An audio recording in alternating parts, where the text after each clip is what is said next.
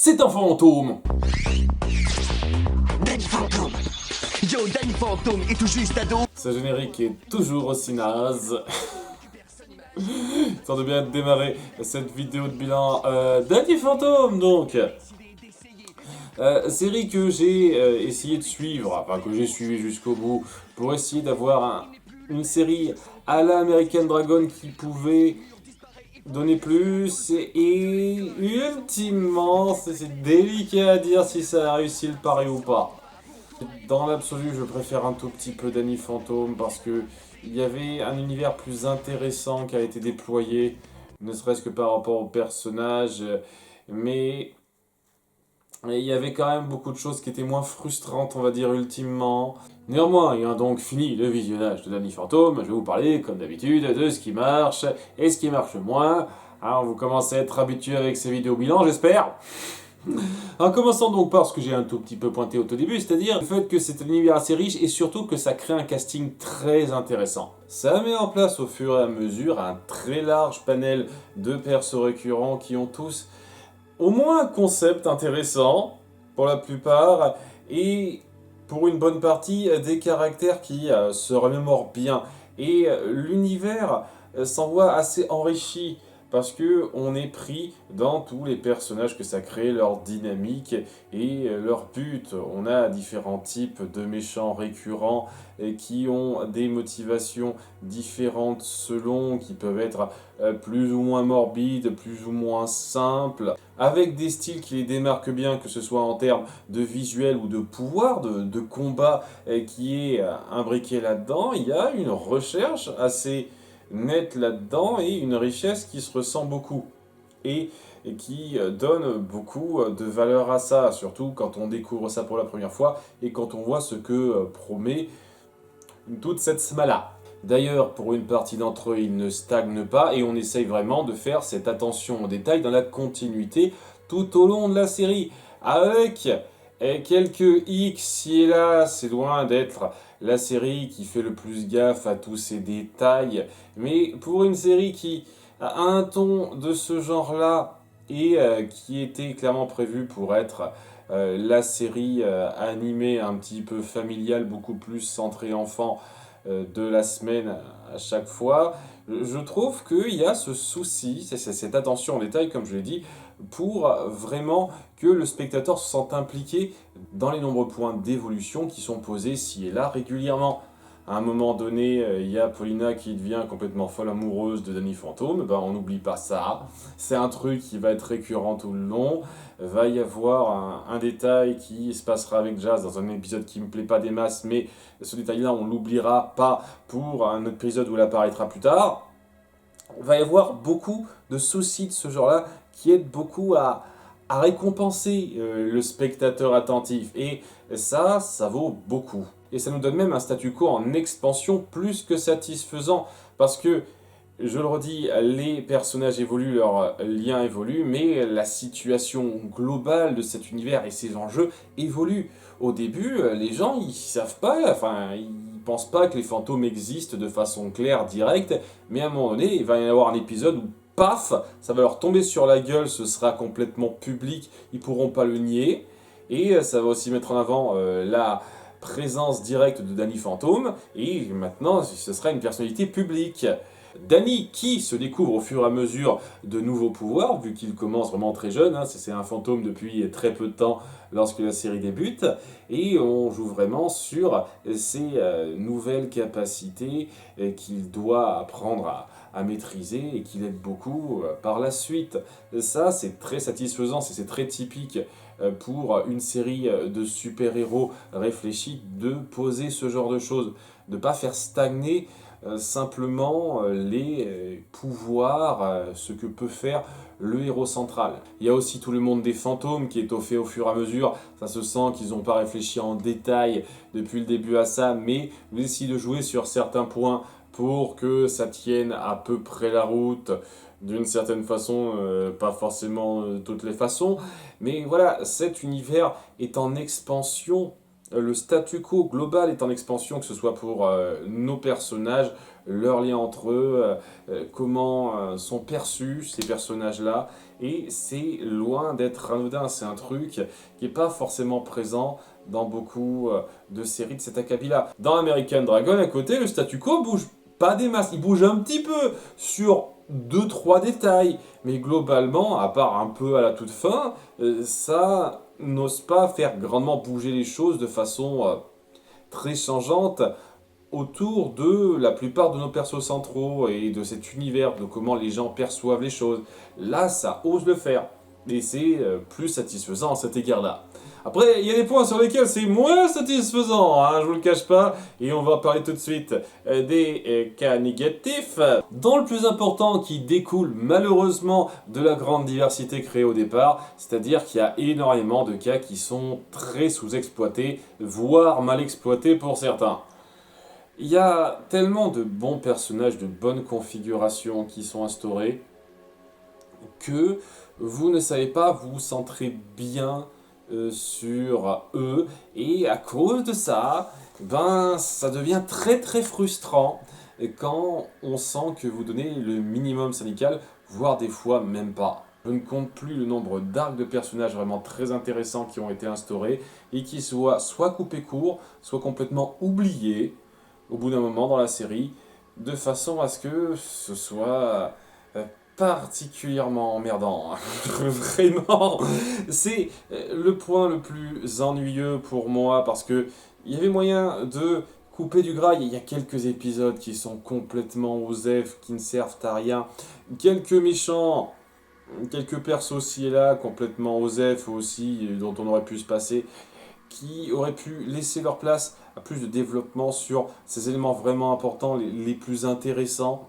Mais c'est pas ce qui est fait et c'est vraiment dommage. C'est pas aidé aussi par les grosses facilités d'écriture bien présentes. Là, je vais grandement vous renvoyer aux détails de nombreux épisodes de ces réacs pour bien vous compreniez à quel point c'est écrit à la va-vite et qu'ils n'ont vraiment pas pensé à bien amener une grosse partie de leur scénario.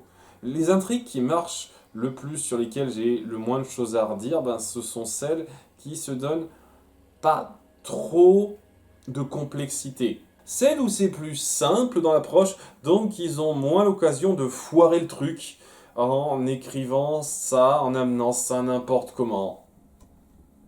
Parce que oui, hein, je veux bien croire que le monde des fantômes est un petit peu magique, tout ça, mais le ta gueule c'est magique, au bout d'un moment ça va, hein. Et il y a beaucoup de trucs qui sont beaucoup trop facilités par magie, et puis pouf, ça fait ça, c'est plus ou moins ça. Le fait que les Fenton, par exemple, aient créé comme par hasard, en début d'épisode, une partie du temps assez importante, une espèce de machine qui va bien aider par la suite pour bien arranger le scénar, pour moi c'est le niveau en pire, je le dis clairement, c'est en pire le niveau de Totally Spice. Donc, comme par hasard, les gadgets qui sont présentés en début d'épisode seront particulièrement faits pour le conflit qui aura lieu. Bon, des fois, c'est un petit peu fait à la va comme je te pousse et très vite, donc ce qui fait que une partie de ces trucs peuvent s'adapter à pas mal de situations, mais là c'est encore pire parce que voilà, c'est Jack et Maddie qui tout d'un coup se sont dit on va créer ce machin là. Pourquoi? Par lubie, plus ou moins presque, et comme par hasard, bah, ça va être pile poil ce qu'il faut pour arranger la situation après. Wouh! Bon, au moins un truc que je peux apprécier, ça va avec un point positif que j'ai dit avant, c'est le fait que ça n'oublie pas ça en termes de continuité, quoi. Quand il y a un truc qui a été instauré avant et qui s'avère bien marcher pour aider à une nouvelle situation, un nouveau conflit d'un épisode futur, ils se disent tiens, ce serait bien quand même de ne pas oublier que ce truc existe, comme ça on n'a pas à inventer un nouveau truc pété sur le coup. Au moins il y a ça, mais il y a quand même régulièrement des merdes comme ça qui arrivent de nulle part, hein. Et il y a beaucoup trop d'épisodes qui reposent là-dessus pour que ce soit totalement pardonnable. Et pour terminer le négatif, un cas que vous connaissez bien maintenant, l'humour de désamorçage chiant. C'est pas tout à fait un souci de ton, encore que un petit peu, je trouve que l'humour va trop loin, mais c'est surtout que Oui, c'est une série un peu légère, mais il y a des enjeux qui sont assez graves et des conflits qui sont à prendre un petit peu au sérieux dans ce que veulent faire une grosse partie des fantômes que notre héros affronte ou des dangers qu'il affronte. Et vous sentez le besoin de faire du gag à la laboratoire de Dexter. Et autant une partie de ces blagues ça passe parce que c'est pas non plus affligeant, mais une partie assez importante, c'est juste ultra gamin. Et tellement dans ta gueule, tellement un humour de cartoon parodique qui n'a pas sa place dans un cadre où on essaye vraiment d'appuyer que les conflits, les dangers sont réels et peuvent être très graves s'ils sont pas contenus quand même.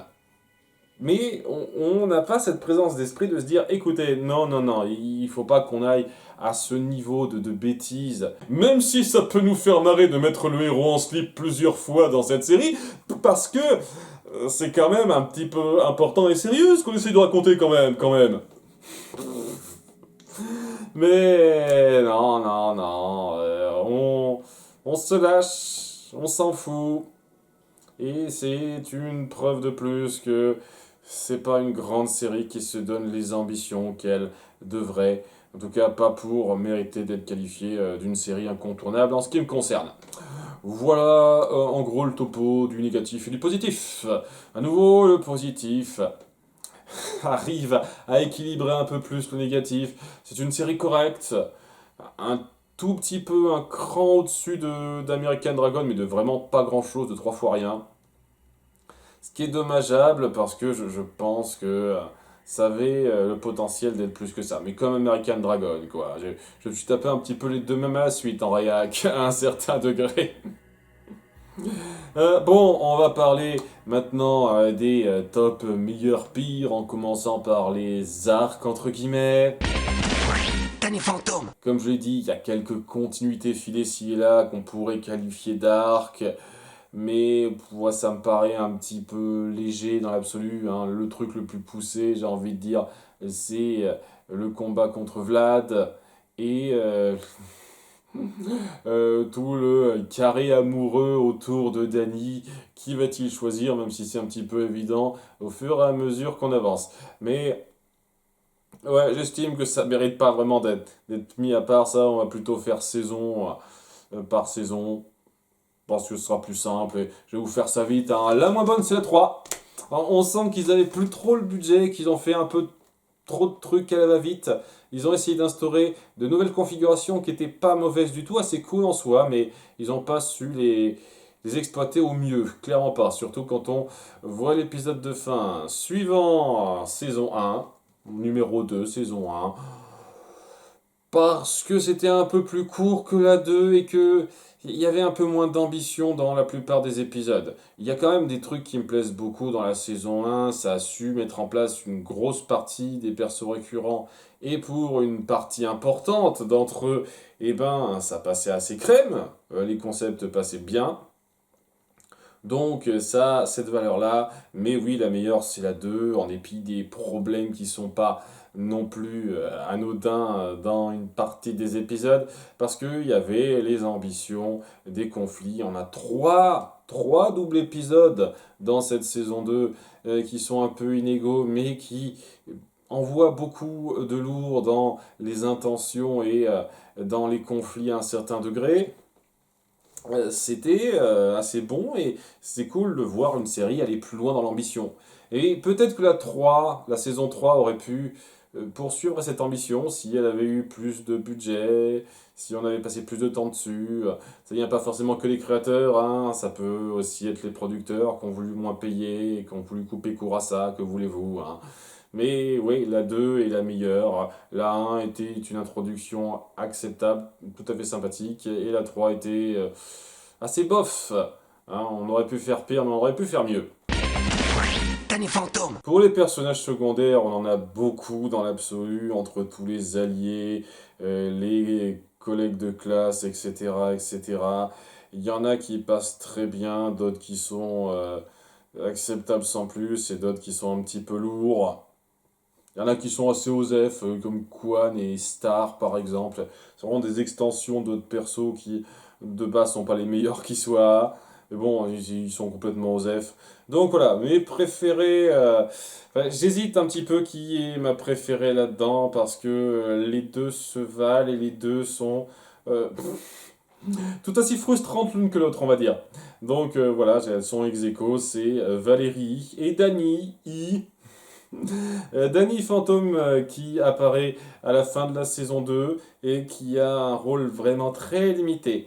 Et c'est le truc très dommageable parce que sur le concept, je trouve ça super intéressant. C'est une clone de Danny Y au féminin un peu plus jeune et qui doit apprendre à sortir de son emprise de Vlad et se faire sa propre identité tout en gardant un petit lien avec son grand frère ou son grand cousin comme elle l'appelle au début et c'est très touchant. C'est juste, bon, c'est que 2 épisodes.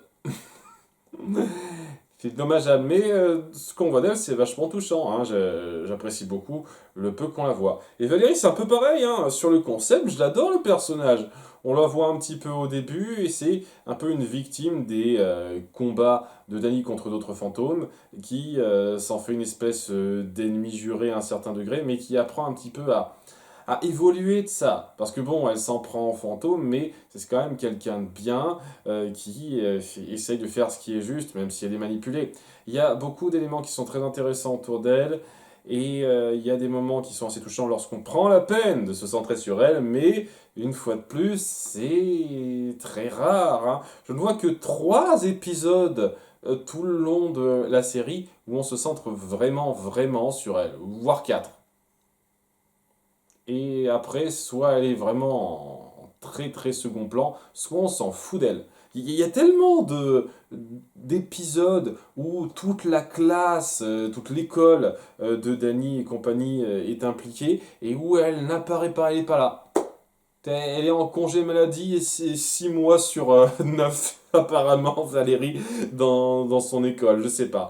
C'est un petit peu emmerdant, mais au-delà de ça, les deux sont très sympathiques et juste frustrantes qu'on les voit pas aussi souvent qu'elles auraient dû être là.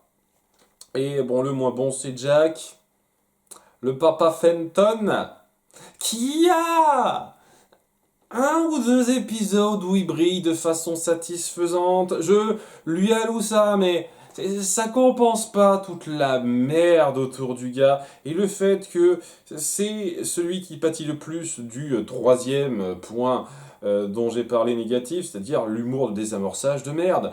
Cette espèce d'humour où on doit rendre nos personnages débiles, partir sur du n'importe quoi pour faire le lol, parce que c'est une série pour gamins qui doit assumer que elle est comique en priorité, plus ou moins. Et donc, oui, c'est un ahuri qui ne comprend rien à ce qui se passe et qui a des tas de remarques assez désobligeantes. La façon dont il force son fils à le suivre, dont il le manipule un petit peu, mais de façon bête, parce que il veut pas trop partir sur les responsabilités, le fait que ce soit un morphal qui pense à bouffer avant tout, parfois, ça dépend des cas, qui remarque que dalle pour le LOL. Il peut créer des trucs super puissants, mais il fait jamais gaffe à rien, ce qui fait que une partie des problèmes, pas tous, hein, viennent du fait que c'est un c'est un con qui, sans le faire exprès, fout la merde des fois. C'est pas si souvent que ça, mais ça arrive de temps en temps. Donc ça, c'est très lourd. Parce que qu'il ait des parents obtus qui pêchent pas qu'il est Danny Fantôme et qui ont un problème avec les fantômes, ce qui force Danny à ne pas leur dire ok, qu'il soit bouché à ce point, j'y arrive vraiment pas. Hein. Jack, à part, comme j'ai dit, 2 épisodes et demi, je dirais, qui me viennent en tête, je le trouve insupportable. Danny Fantôme. Alors, on a une belle brochette de choix, beaucoup qui sont assez cool dans leur concept, qui sont pas forcément bien traités sur le long terme, comme Spectra. Certains qui sont vraiment là sur le long terme, qui ont une vraie présence, mais qui sont trop rabaissés par les conneries négatives habituelles comme Vlad. Vlad, je pense qu'il y avait vraiment matière à ce qu'il soit un super antagoniste, parce qu'il a une mentalité pas dégueulasse, assez fascinante au départ, mais on a tendance à beaucoup trop le ridiculiser et ça le plombe pas mal au bout d'un moment, même si je le déteste pas. Par exemple, et d'autres qui sont présents autant, qui sont un peu solides dans leur concept, ne serait-ce que par exemple Skulker, si on va dire que c'est le fantôme le plus connu du lot, celui qu'on voit le plus souvent. Il passe bien, il est relativement classe sur le principe. Mais voilà, il y en a une belle brochette. Celui que je préfère malgré tout là-dedans, c'est un fantôme d'une seule apparition, entre guillemets, puisqu'il apparaît qu'à un double épisode. C'est Dark Danny. Je sais pas si ça fait appeler comme ça exactement, mais oui, c'est le Danny fantôme d'un futur alternatif où il aurait viré complètement sans âme. Mais vraiment, sa partie gentille a été séparée de sa partie méchante, et sa partie méchante a tué sa partie gentille. Carrément, hein, mais jusqu'au bout. Ouais, j'apprécie énormément ce qu'on fait autour du gars. Il est flippant, il est vicieux, c'est un miroir inversé de notre personnage au sens direct du terme presque. Il est super efficace et c'est un peu dommage qu'il n'apparaisse pas plus. Mais pour le double épisode où il apparaît, oui, il défonce tous les autres méchants récurrents sans problème. Le moins bon, bon ben, j'avais le choix entre deux. J'hésitais à mettre le fantôme des boîtes, qui apparemment est un délire que beaucoup apprécient. Pour moi, c'est juste débile, mais bon, ok, mais vous savez quoi? Je vais lui accorder un peu de lest. Non, c'est pas celui-là que j'aime le moins, c'est Frimousse. Voilà, c'est Frimousse. Et pas juste parce que son nom français est stupide, mais parce que c'est un fantôme gamin qui a une mentalité de gamin et qui arrête pas de changer de style sans qu'on explique pourquoi en fait. Au début, je suis un chef pirate. Je sais pas comment j'ai réussi à voir tous ces fantômes pirates qui sont avec moi, puisqu'après ils me suivent plus. Après, je suis un cow-boy, parce que pourquoi pas. C'est quoi ce délire? Et puis, la troisième fois on le voit, il voit Danny comme quelqu'un, comme un mec sympa, une sorte de pote avec qui il s'est rapidement querellé, alors que la dernière fois, il a essayé de le manipuler pour que tout le monde le croie fou, et il avait une sale dent contre lui, quoi. Il est même pas consistant dans ses motivations, c'est ridicule. Mais ouais, même sans prendre en compte cette discontinuité-là, j'estime que le gars c'est juste une parodie pas drôle de gamin chiard, en fait. C'est ce qui fait que le concept même de l'épisode dont je vous ai parlé, où il essaye de rendre fou Danny à un certain degré, il passe pas du tout quand c'est centré sur lui, hein, mais vraiment pas. Et le fait que ce soit un enfant fantôme, ça aurait pu être intéressant si on avait essayé d'expliquer quelque chose de plus poussé, comment ça se fait que ce soit un gamin comme ça, mais on le fait pas. Sachant que oui, j'aurais pu en parler, mais les règles du monde des fantômes, c'est un petit peu... c'est la va comme je te pousse là aussi, hein, à grosse facilité d'écriture, où on balance ce qui nous chante en partie parce qu'on en a envie, hein. Non, donc ouais, hein, il illustre très bien cette partie-là à un certain degré. Les deux problèmes que j'ai, c'est-à-dire les grosses facilités d'écriture et l'humour pas drôle, parce que oui, c'est un gamin qui se plaint, qui gêne, c'est censé être marrant. Non, c'est pas rigolo, c'est chiant, je suis désolé. Donc c'est le pire pour moi. Danny Fantôme. Et enfin, pour les protagonistes, alors j'aurais dû n'en compter que trois dans l'absolu. Mais je me suis dit, quand même, il y a une quatrième, Laronne, qui apparaît moins souvent, mais qui apparaît quand même très régulièrement, et qui méritait que je la compte dans un quatuor pour faire une petite liste rapide. Donc je vous garde le suspense, même si c'est ceux qui ont un tout petit peu suivi les réacs savent exactement de qui je parle. Je vais vous faire donc le top 4 du moins bon au meilleur de notre groupe central de héros, en commençant en numéro 4, Tucker. J'ai longtemps hésité entre lui et le numéro 3, mais ouais, même s'il peut être vraiment utile avec ses capacités de super doué de l'informatique, hein, mais c'est le geek nerd ultime, au point où c'est traité une fois de plus en cliché, pas particulièrement drôle le peu de fois que c'est appuyé. Mais aussi le fait qu'il est super lourd concernant ses ambitions amoureuses. Il a légèrement une mentalité de prédateur qui veut grappiller la première fille un tant soit peu dans son goût qui passe à côté de lui.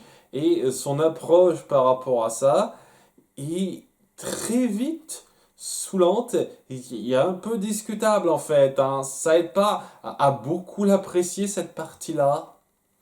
Il y a un épisode où il est un petit peu pris dans un sort magique qui lui ôte ses inhibitions. Donc c'est pas complètement de sa faute, mais ça montre quand même, vu la façon dont il traite les filles comme des esclaves qui doivent lui masser les pieds, que c'est quelqu'un qui a une considération cachée douteuse, douteuse. Et oui, je nie pas que les mecs peuvent avoir des a priori, des vues qui peuvent être discutables tant qu'ils arrivent à se contenir ultimement, mais c'est pas non plus un trait très sympathique à mettre en avant à ce niveau-là. Voilà. Hein. Je le dis comme ça. Mais ouais, il était pas loin d'être numéro 3. Comme j'ai dit, c'était assez serré entre lui et Sam, qui est en numéro 3. Sam, qui peut être très efficace et sympathique dans sa façon cassante euh, d'être à certains moments, mais qui peut aussi être pète-couille, mais vraiment très pète-couille, et ça varie d'un épisode à un autre. Des fois, je me dis, ah ouais, ça va, elle est dans son bon droit de penser comme ça et de faire un peu la morale sur certains points, et des fois, je me dis, putain, elle fait chier à insister là-dessus et à se croire toute supérieure.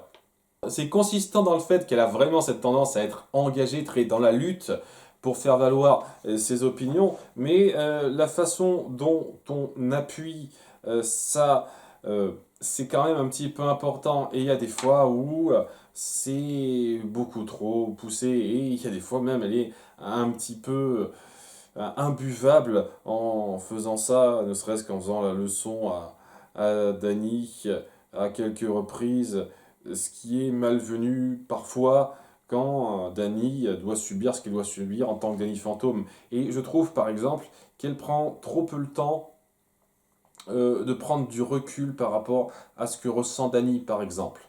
Et elle a plus tendance à euh, imposer sa vision plutôt que d'essayer de se mettre à son niveau. Je ne dis pas que ça arrive jamais, qu'elle fasse pas quelques petites concessions, mais c'est beaucoup plus rare. Et donc à ce niveau-là, où elle peut être un petit peu lourde.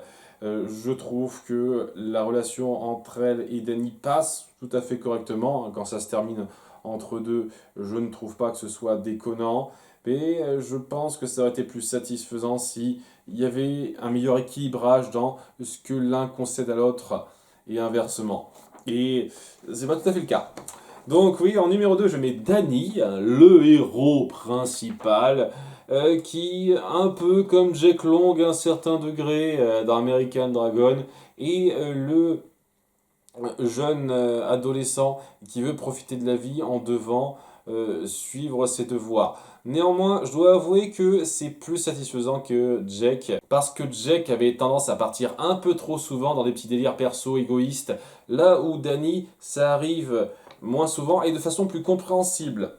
Ce qui fait que j'ai été plus satisfait par Danny Phantom, plus convaincu par lui en tant que héros, d'autant plus que c'est pas quelque chose qu'il avait prévu, c'est pas une destinée qui lui est tombée dessus, dans un sens, donc c'est pas tout à fait la même chose, c'est quelque chose qui lui est tombé dessus différemment.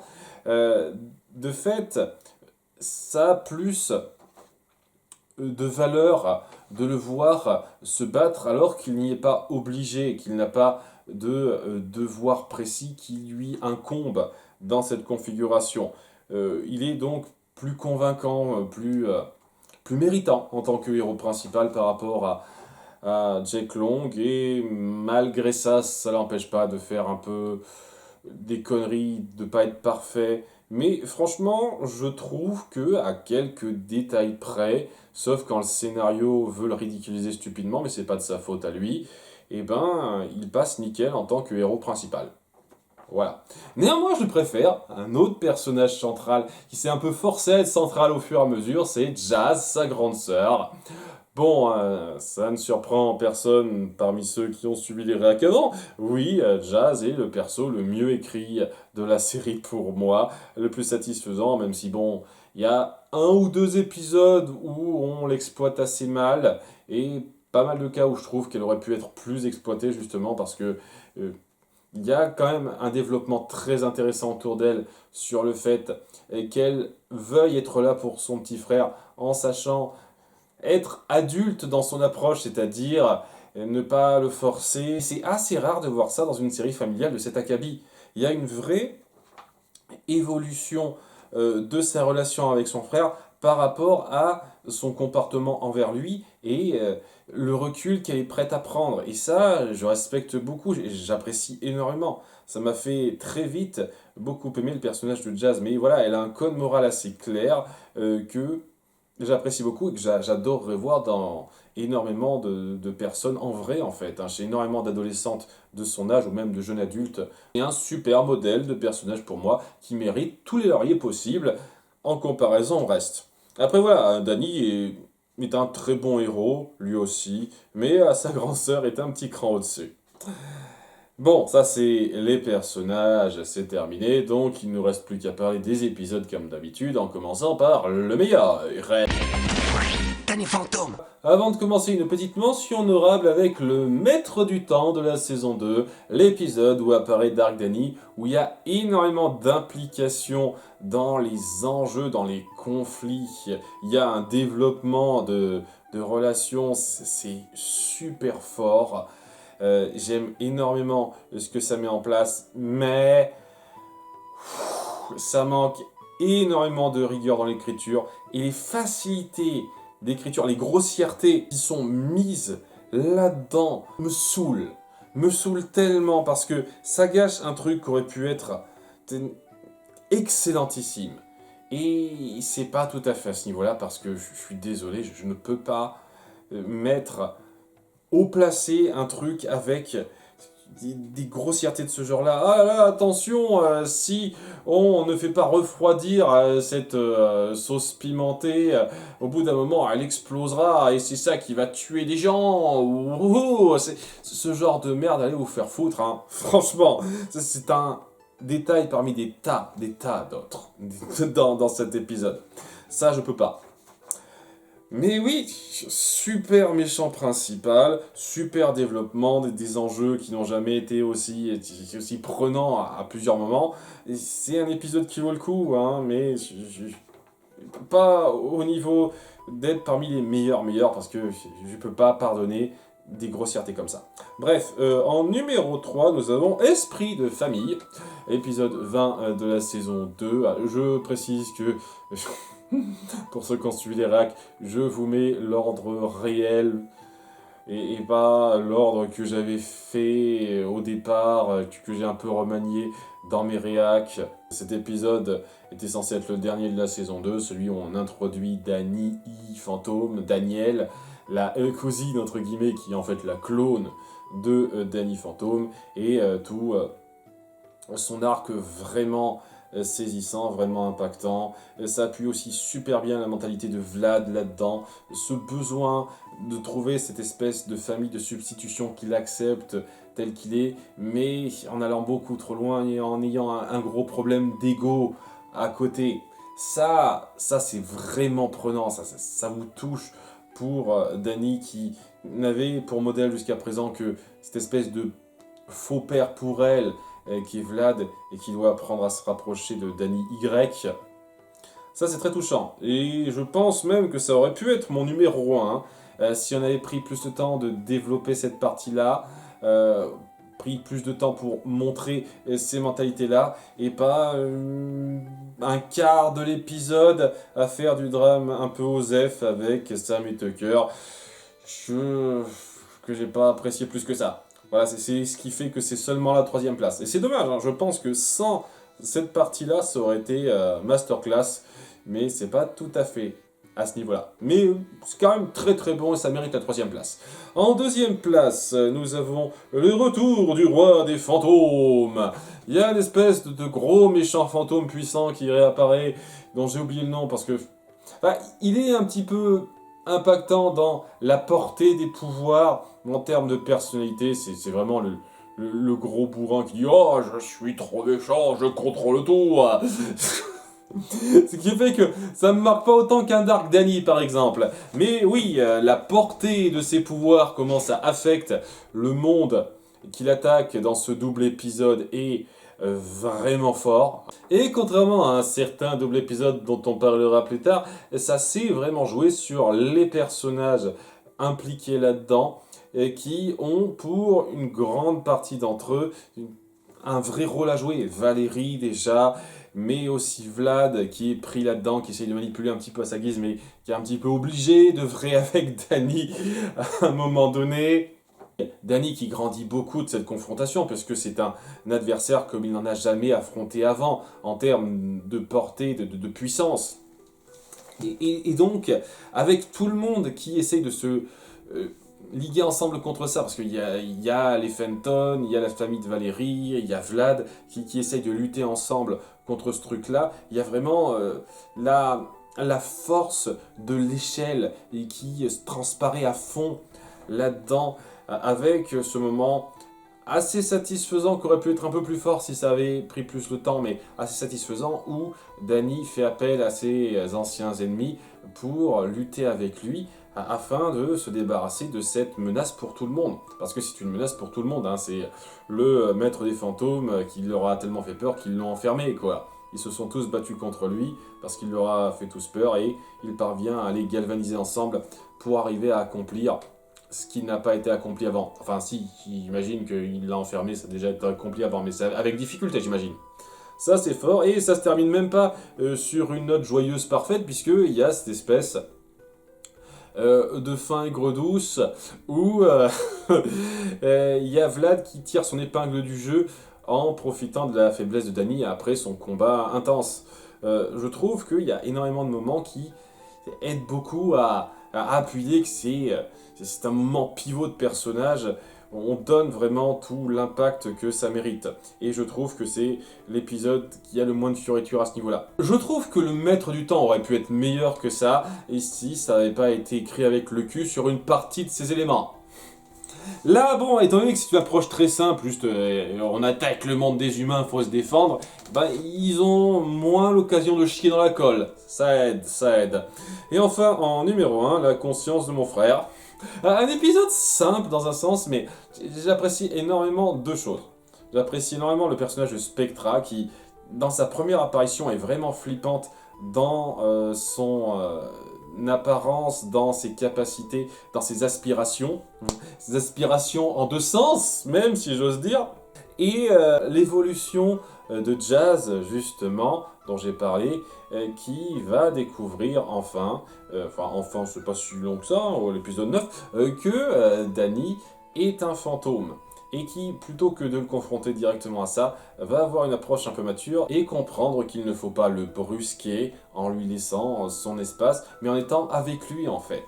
Et c'est un moment pivot du personnage qui m'a fait vraiment l'apprécier, et ça a consolidé presque avec certitude que ce serait mon personnage préféré de la série. Et ça n'a pas changé depuis, hein. Même si je trouve qu'elle était un peu sous-exploitée à certains moments, je trouve quand même qu'elle s'en est bien tirée, et c'est cet épisode qui a vraiment marqué le fer à cet égard. Mais bon, ça c'était le positif. Il y en a d'autres hein, dont je vais pas parler, hein, qui me plaisent bien, hein, notamment, j'ai plus le nom de cet épisode, sur le fameux moment où les fantômes arrivent en ville et que maintenant tout le monde sait qu'ils existent. Ça aussi c'était assez puissant et impactant. Il y a pas mal d'épisodes qui valent le coup là-dedans, sans conteste, mais ces trois-là sont mes préférés, de pas beaucoup. Bon, on passe maintenant au pire. Danny Fantôme. Et là aussi, malheureusement, j'avais un peu l'embarras du choix. Un petit peu irritant, mais à cause de son ton et de ses facilités grossières, c'était difficile de pas tomber sur des trucs gavants, et il y en a eu pas mal. Alors moi, je pense que, avec le nombre d'épisodes un peu débiles, un peu frustrants qu'on a eu, pour ma part, il n'y a rien de plus frustrant que les épisodes qui foutent en l'air des moments pivots ou des concepts qui avaient tout pour être beaucoup plus que ça. Foutre en l'air un potentiel, pour moi, c'est un petit crime en plus, si j'ose dire. Et c'est pour ça que ce sera ce top 3-là que vous aurez. Donc en numéro 3, nous avons Mémoire effacée, le premier épisode de la saison 2. Un des derniers que j'ai traité dans la saison 2, mais techniquement c'est le premier, hein. Une fois de plus, hors de diffusion. C'est un épisode qui revient un peu sur les débuts de Danny, en disant que depuis le début c'était Sam qui l'avait convaincu de se mettre dans ce portail, ok, et qui va forcer une espèce de scénario, de monde alternatif où il n'aurait jamais reçu ses pouvoirs. Et sur le papier, mais c'est génial! Dans les faits, c'est de la merde. Dans les faits, c'est amené n'importe comment. C'est pas satisfaisant puisque c'est amené vers 11 minutes de l'épisode, donc il n'y a que 9 minutes pour profiter de cette configuration-là. Et même cette configuration-là, ben, elle n'est pas satisfaisante puisque on part dans les délires un peu débiles et part chercher pour amener à ce que Sam, qui ne devrait pas avoir toute sa mémoire, qui ne devrait pas avoir accès à une partie des trucs qu'on la voit avoir, l'amène à accepter de devenir fantôme, qui finalement n'aide même pas à résoudre la fin, c'est amené avec une facilité grossière, parce que c'est facilité grossière sur facilité grossière cet épisode, et ça en devient irritant, ultra frustrant. À nouveau, ça va être le mot d'ordre, hein, frustrant dans ce flop 3, parce que voilà, vous foutez en l'air un concept aussi bon en faisant tellement de raccourcis que non seulement ça perd le potentiel, mais en plus de ça, ça énerve parce que si on se sent insulté, en tout cas moi je me sens insulté quand je regarde ça. Tellement c'est peu réfléchi. Donc ouais, c'est une façon de démarrer la saison 2 en revenant sur les origines et en donnant un what if qui aurait pu être cool, et vous faites rien de recherché, rien de satisfaisant avec ça. En numéro 2, nous avons Viande avariée. Jeu de mots, c'est peut-être le truc le plus marrant autour de cet épisode au passage, qui est donc l'épisode d'introduction, le tout premier épisode de la série.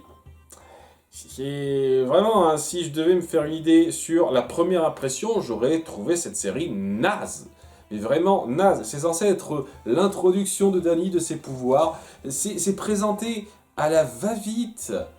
Vraiment, même pas nonchalamment, quoi. J'ai vu les trucs in medias res commencer, mais là c'est même pas nonchalamment, c'est juste...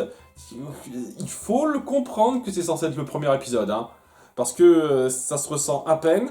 Et autour d'un conflit de merde, autour du végétarisme et de l'anti-végétarisme qui est fait avec des gros sabots, et ça en est lourd, quoi. C'est vraiment l'humour de désamorçage total dont j'ai parlé une fois de plus, avec vraiment un ton qui va beaucoup trop loin dans le ridicule et dans l'excès.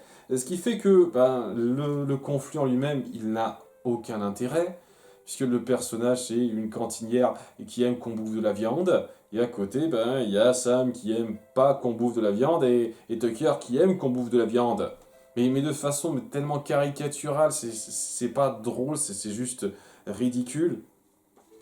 T'as ce conflit naze, où au passage, on est au début et personne ne devrait remarquer Danny, mais tout le monde aurait dû le remarquer dès le début, hein, quand on est à ce niveau de discrétion-là. Et moi, ce que je me dis à ce moment-là, c'est avec la façon complètement moisie que vous avez eu de présenter cet univers, ces personnages, le premier conflit, etc., à quel moment, à quel endroit de cet épisode je suis censé avoir envie de poursuivre ça?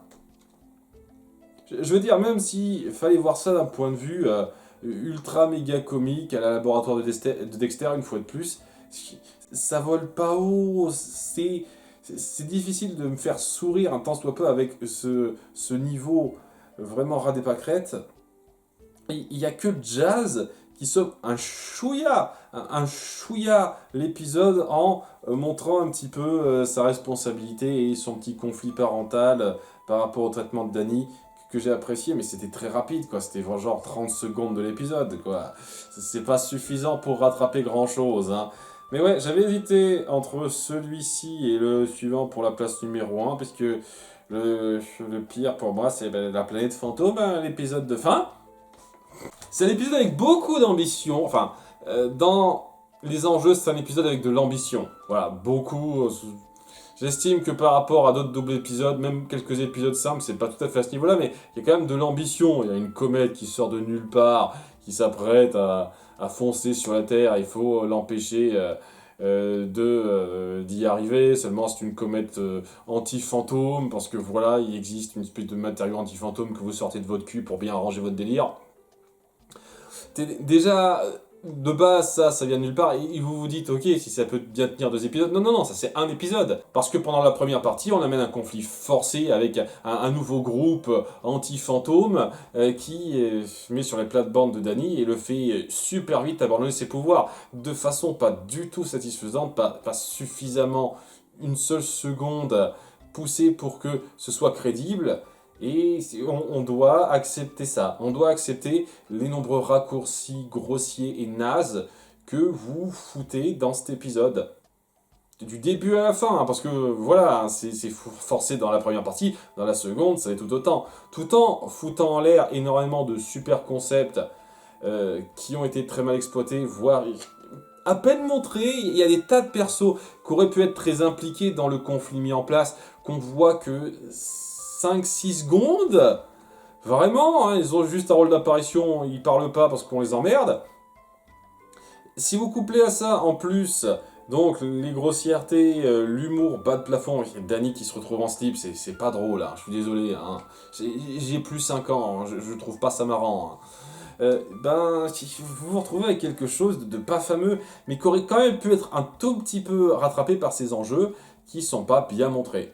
Ça se sent dans cette saison 3 globalement, mais en particulier dans ce double épisode de fin, que le budget est plus trop là et que, contrairement aux autres grands conflits qu'on a eu dans la saison 2, qui mettaient quand même pas mal l'emphase sur la portée, la puissance visuelle du danger, ben là, c'est fait de façon très basique. La mise en scène visuelle, même au niveau du cadrage, de l'enchaînement des images, fait assez simpliste, là où il y avait un tout petit peu de style quoi avant. Et oui, ça rattrape même pas cette partie-là. Ce qui fait que ça devient assez plat à voir, globalement, avec énormément d'éléments qui sont amenés n'importe comment, et des tas... Et la fin de gâchis de potentiel qu'on avait, énormément d'éléments qui sont pas portés à terme, et donc il y a vraiment cette déception qui se cumule dans ce final, ce qui fait que oui, c'est le pire pour moi. Et il n'y a pas plus bas que ça. Hein. Je pense malgré tout que j'ai passé un moment acceptable, pas trop mal, on va dire. C'était une série correcte une fois de plus devant Danny Phantom, mais c'est un petit peu frustrant de voir que ça n'a pas su transformer l'essai plus loin que ça. On aurait pu avoir tellement mieux et à quelques reprises on sent que ça va assez haut. S'il y avait un peu plus de rigueur dans l'écriture et qu'on respectait un peu plus ce qu'on a mis en place, que ce soit dans le ton ou dans le développement, ça aurait pu être une série grandiose, mais telle quelle, c'est une distraction sympathique.